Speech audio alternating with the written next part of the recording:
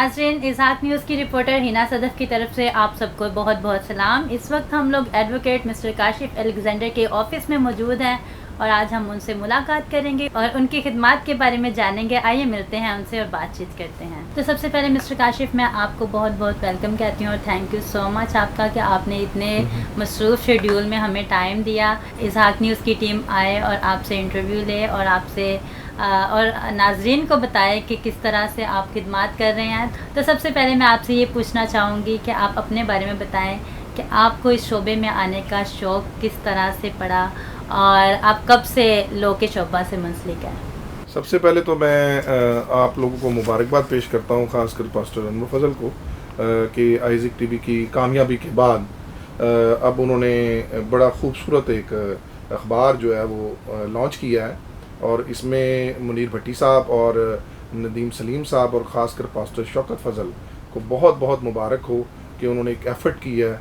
उन्होंने आगे भी आइज़िक ने टीवी के थ्रू एक ट्रेंड चेंज किया, लोगों के घरों में पाक कलाम पहुंचाया और अब इज़हाक न्यूज़ के ज़रिए लोगों तक हालात हाज़रा के बारे में पहुंचाया। तो वंस अगेन बहुत बहुत मुबारक हो।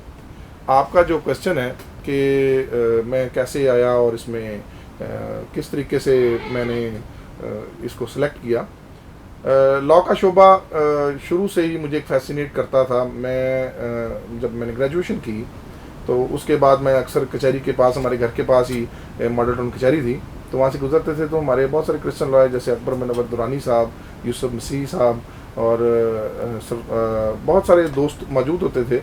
तो मैं उनकी ब्लैक यूनिफॉर्म को देख के बड़ा फैसिनेट करता था कि ये लोगों की खिदमत करते हैं और लोगों के लिए अपनी खिदमात को पेश करके लोगों को फैसिलिटेट करते हैं और कोई जो नाइंसाफ़ियाँ होती हैं उसके लिए ये लड़ते हैं। तो मैंने फिर ये फ़ैसला किया कि वाई नॉट मैं लॉ का शोबा अख्तियार करूं और मैंने 97 के अंदर फिर मैंने पाकिस्तान लॉ कॉलेज को ज्वाइन किया और उसके बाद वहाँ से लॉ करने के बाद 2000 से मैं लॉ के प्रोफेशन में मौजूद हूँ। तो मिस्टर काशिफ, आप हमें मज़ीद ये भी बताएं कि आप लोग के किस शोबा पे महारत रखते हैं और आपका ओहदा क्या है।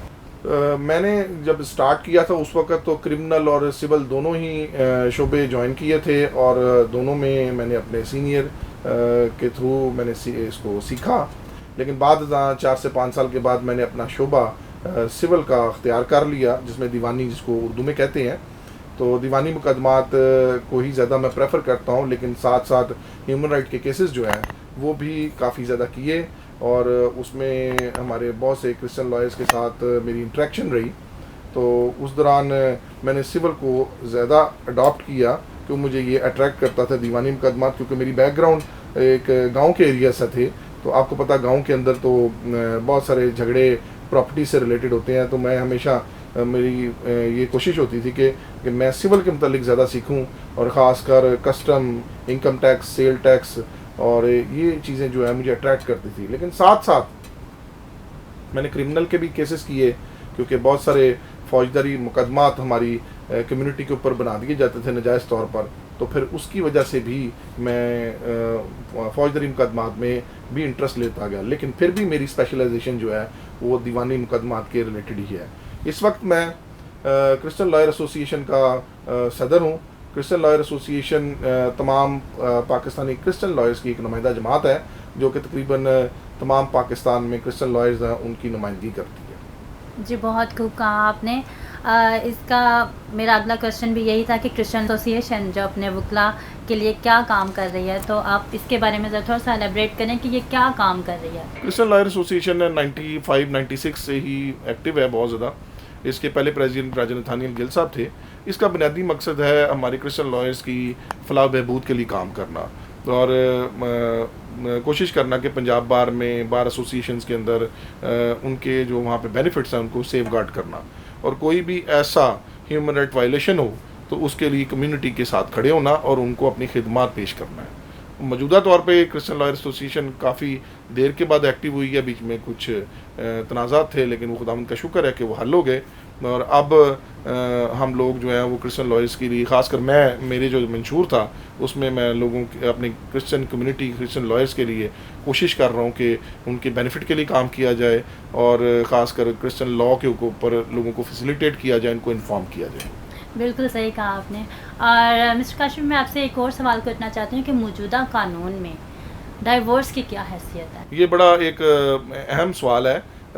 जो पुराना डाइवोर्स एक्ट है वो दो हैं, एक क्रिश्चियन मैरिज एक्ट है 1872 और क्रिश्चियन डाइवोर्स एक्ट है 1869। तो उसके बाद ये लगातार इसी के प्रीव्यू में ये तमाम डाइवोर्स के केसेस जो हैं वो अदालतों में चलते रहे। लेकिन एक केस आया अमीन मसीह बनाम सरकार, जिसके तहत उस वक्त के चीफ जस्टिस मंसूर अली शाह साहब ने एक सेक्शन 7 था जिसको बहाल किया और उसके बाद इसको कौमी असम्बली के लिए भेज दिया। एक क्रिश्चियन डाइवोर्स एक्ट जो है वो ड्राफ्ट हुआ, लेकिन वो तनाज़ात का शिकार होने के बाद अभी तक वो अंडर प्रोसेस है, अभी उसके ऊपर कोई फ़ैसला नहीं हुआ और अमीन मसीह का जो केस है उसके ख़िलाफ़ भी इंट्रा कोर्ट अपील पेंडिंग है। बिल्कुल सही। और वरासती कानून की मौजूदा सूरत हाल क्या है? वरासती कानून को आप 3-4 हिस्सों में तकसीम कर सकते हैं। जो हमारा बड़ा हॉट टॉपिक है क्रिश्चियंस के अंदर, वो लड़कियों का हिस्सा है प्रॉपर्टी में। बिल्कुल। जो 1992 की एक जजमेंट है इनायत बीबी बनाम आइजक नज़ीरुल्लाह, उसके तहत लड़कियों को बराबर का हिस्सा दे दिया गया। एक जानशीनी सर्टिफिकेट या जानशीनी कानून है, उसके तहत अब लड़कियों को बराबर का हिस्सा है। लेकिन साथ साथ उसी के अंदर विल के कानून भी मौजूद हैं जो कि विरासत के साथ भी उसका बड़ा अहम ताल्लुक है। फिर ले पालक से रिलेटेड है कि बच्चे जो हम अडॉप्ट कर लेते हैं उनके मतलब भी कानून मौजूद है, वो भी सक्सेशन के अंदर ही थोड़ा डील करता है। इसके अलावा गिफ्ट डीड जो है, गिफ्ट डीड भी क्योंकि हमारे विरासत के साथ ताल्लुक़ है तो इसकी वजह से वो अफेक्ट करती है सारी, क्योंकि ज़्यादातर प्रॉपर्टीज़ हम लोगों की जो पुराने लोगों के पास है वो ज़्यादातर गांव के एरियाज़ में ज़रई प्रॉपर्टीज़ हैं और वहाँ से ही लोग शिफ्ट होने के बाद शहरों में आए हैं और वो उन्होंने यहाँ पे ख़रीदो फरोख्त किया है प्रॉपर्टीज़ की। लेकिन इसलिए ज़रई प्रॉपर्टी से हमारी जो फैमिली लाइफ है या क्रिश्चियन कम्युनिटी है बहुत अफेक्ट करती है। तो विरासती कानून भी वहाँ पे बहुत ज़्यादा इस्तेमाल होता है और इसमें कई दफ़ा लड़कियों के साथ ज़्यादती भी होती है, उनको उनके हिस्से से महरूम किया जाता है। बट कानून में अब उनको बराबर का हिस्सा है। विल का कानून भी मौजूद है, सक्सेशन का कानून भी मौजूद है, ले पालक के मतलब भी प्रॉपर कानून और केस लॉज मौजूद हैं। इसलिए मैंने एक छोटा सा एक जूम के अंदर हमने आजकल रिसेंटली एक प्रोग्राम स्टार्ट किया हुआ फेसबुक पे कोरोना वायरस के दौरान कि लोगों को असिस्ट करें। तो उनमें लोगों को बता रहे हैं कि ये क्रिश्चियन लॉ मौजूद है, तो आप काइंडली इसको पढ़ें और जब किसी वकील, मुस्लिम वकील के पास या किसी भी वकील के पास जाते हैं तो आपको फर्स्ट हैंड नॉलेज हो उसके बारे में। बिल्कुल। तो सर, ये आप कह रहे हैं कि हम लोगों ने इसके अवेयरनेस प्रोग्राम स्टार्ट किया है, जैसे कि फेसबुक के थ्रू, सोशल मीडिया के थ्रू चल रहा है, लेकिन आप नहीं समझते कि जो ऐसे एरियाज़ हैं जहाँ पे सोशल मीडिया यूज़ ही नहीं किया जा रहा और ये जो हमारा जो ये ट्रेंड है जायदाद का लेन देन और ये बैकवर्ड एरिया बहुत इस चीज़ को ना मतलब अपलिफ्ट करता है कि नई बच्ची का हिस्सा है या बेटे का हिस्सा है। गाँव के एरिया में देखा जाए तो इस चीज़ को ना मतलब इतना एलेबरेट नहीं किया जाता, तो उसमें महरूम रह जाती हैं बच्चियाँ। तो क्या ये नहीं आप लोग कदम उठा सकते कि आप लोग उस एरिया में भी जाके जैसे छोटे छोटे कैंप्स लगाए जाते हैं, छोटे छोटे इस तरह से एक्टिविटीज़ की जा सकती हैं अवेयरनेस की, तो आप इसके बारे में क्या कहेंगे? क्या ये ऐसा होना चाहिए या नहीं? क्योंकि हर जगह तो सोशल मीडिया यूज़ नहीं कर सकता ना कोई, और हर जगह फेसबुक भी पहुंच नहीं सकता, तो आप इसके बारे में आप क्या कहेंगे? बिल्कुल, आपका ये बात दुरुस्त है कि फेसबुक तो हर कोई अप्रोचेबल तो नहीं है उसके लिए। बिल्कुल। लेकिन फेसबुक ने चेंज भी लेके आया है और बहुत फ़र्क भी पड़ा है और हम ये आपस में जो हमारी एग्जेक्टिव है इसमें डिस्कस भी कर रहे हैं, क्योंकि हमारे पास सोर्सेज लिमिटेड हैं कि हम उन लिमिटेड सोर्सेज के अंदर रहते हुए मुख्तलिफ एरियाज़ में जाएं। लेकिन चर्चेज़ को हम जब अप्रोच करते हैं तो चर्च उसमें काफ़ी हेल्प करता है, अपना चर्च अवेलेबल करता है, वहाँ पे जो उनकी कलीसिया के लोग हैं उनको अवेलेबल करते हैं। तो हम ट्राई कर रहे हैं कि वाकई ही जैसे रोहिंग्या खान का एरिया हो गया, लैया का एरिया हो गया, बहुत फार जो रिमोट एरियाज़ हैं जहाँ पे लोगों को वाकई ही इन्फॉर्मेशन नहीं है और उनके पास इवन के फेसबुक वाला मोबाइल भी नहीं है। तो कोशिश कर रहे हैं, तो बस आप हमारे लिए दुआ करें कि हम ज़रूर लोगों तक ये इन्फॉर्मेशन पहुँचाएँ और उनको उनके राइट के बारे में नॉलेज दें। बिल्कुल, इज़हाक न्यूज़ का भी यही मोटो है कि वो लोगों की आवाज़ बने और दूर दूर तक जहाँ पे ऐसी फैसिलिटीज़ नहीं है, वहाँ पे ये प्रिंट मीडिया भी काम कर रहा है और लोगों को गाइड भी कर रहा है। और इसके अलावा मैं आपसे एक सवाल पूछना चाहूँगी कि मौजूदा नुमाइंदगान का कानून साजी में क्या किरदार है? ये एक बहुत बड़ा टची मैटर है, क्योंकि हमारे अंदर जो कम्युनिटी है वो स्प्लिट है, हमारे जो सियासी लीडरान है वो स्प्लिट हैं।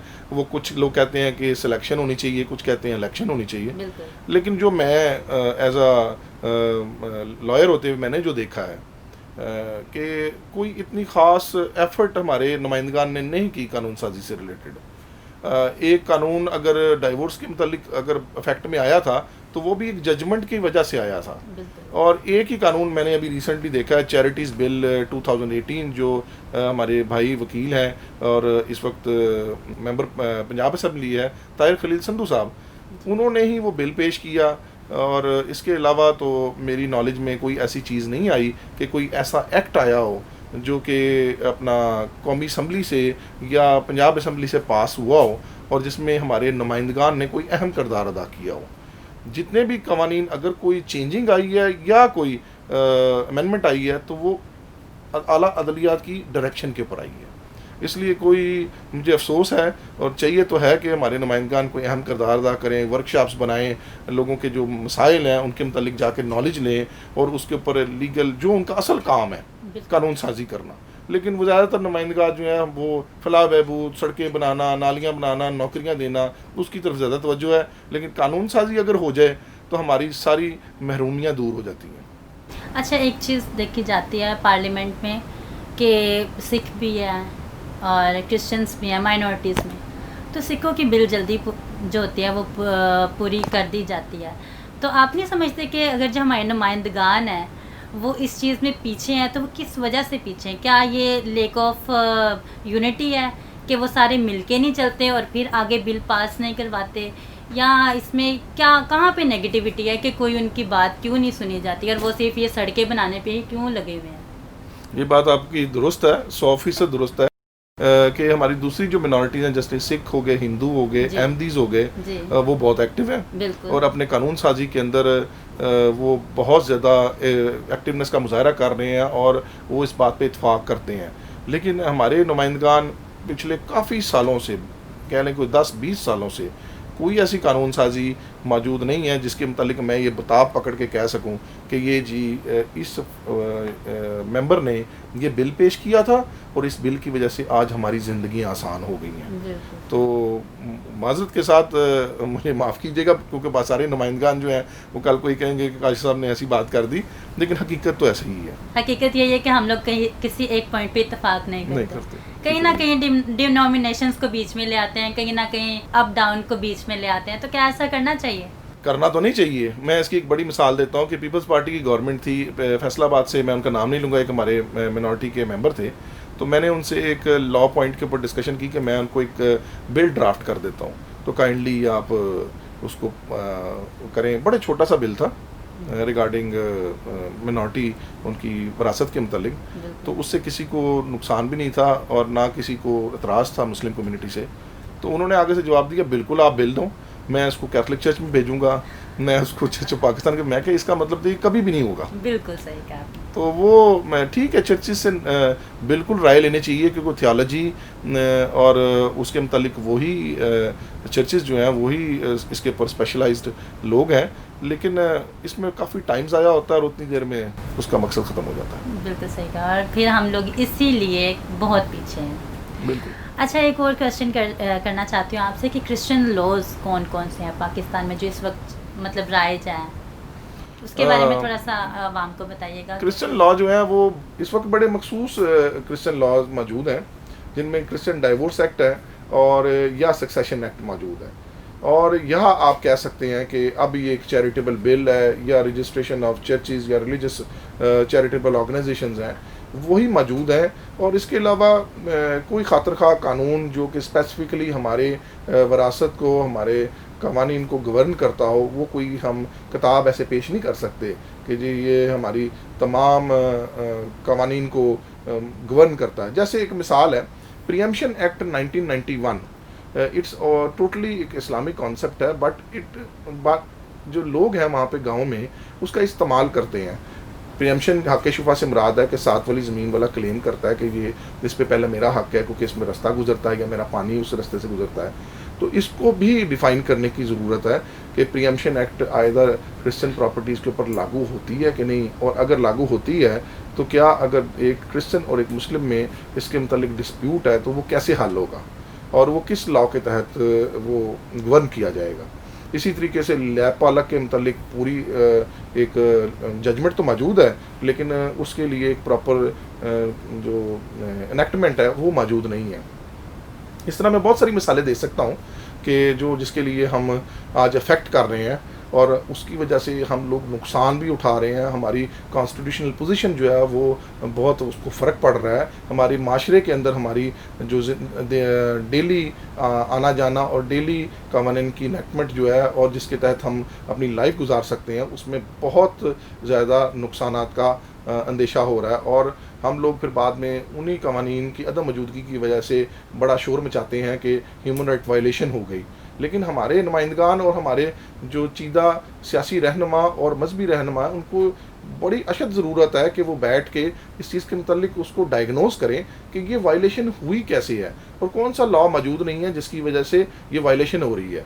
तो उसके लिए हमें बाकी मुस्लिम नुमाइंदों के साथ, गवर्नमेंट के साथ बड़ी ज़्यादा डिस्कशन करने की ज़रूरत है। हमें आपस में इत्तेहाद करने की ज़रूरत है। Thank you so much mister Kashif. एक और सवाल आपसे करना चाहूँगी कि आईन पाकिस्तान असम्बली में मसीही कौम के लिए क्या हकूक़ हैं? ये भी एक बड़ा एक ख़तरनाक क्वेश्चन है।